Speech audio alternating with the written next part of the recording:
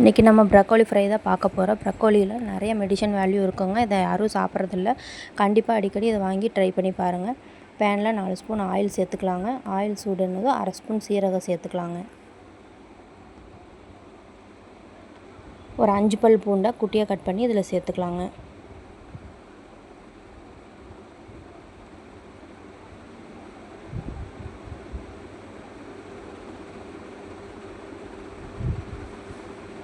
ரெண்டு பெரிய வெங்காயத்தை கட் பண்ணி இதில் சேர்த்துக்கலாங்க. பூண்டு நல்லா கோல்டன் ப்ரௌன் ஆகிற வரைக்கும் நல்லா வதக்கி விட்டுக்கலாங்க.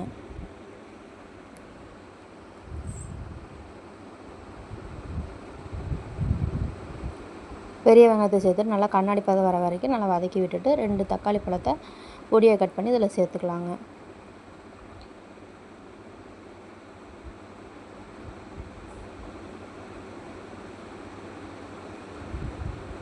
அளவான உப்பு சேர்த்துக்கலாங்க.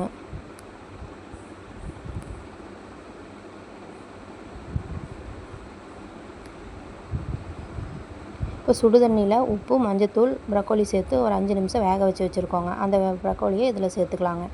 இப்போ இதுக்கு தேவையான மசாலா சேர்த்துக்கலாங்க. 1 ஸ்பூன் மிளகாய்த்தூள், 1/2 ஸ்பூன் மல்லித்தூள், 1/2 ஸ்பூன் மஞ்சத்தூள், 1 ஸ்பூன் கரம் மசாலா தூள் சேர்த்துக்கலாங்க. சேர்த்துட்டு நல்லா ஒன்று சேர கலந்து விட்டுக்கலாங்க. இப்போ வேக வச்ச ப்ரக்கோலியை இதில் சேர்த்துக்கலாங்க.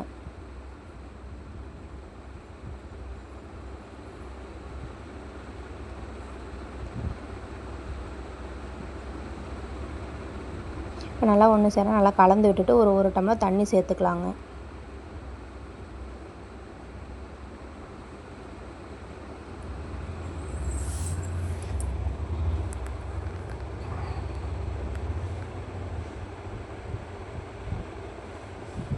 இப்போ லிட் க்ளோஸ் பண்ணி ஒரு 5 நிமிஷம் வேக வச்சு எடுத்துக்கலாங்க.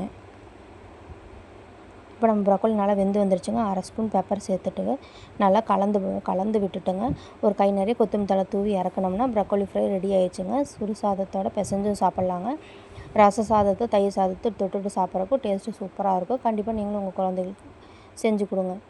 டேஸ்ட்டு சூப்பராக இருக்குங்க. செய்கிறது ரொம்பவே ஈஸிங்க. கண்டிப்பாக ட்ரை பண்ணி பாருங்கள்.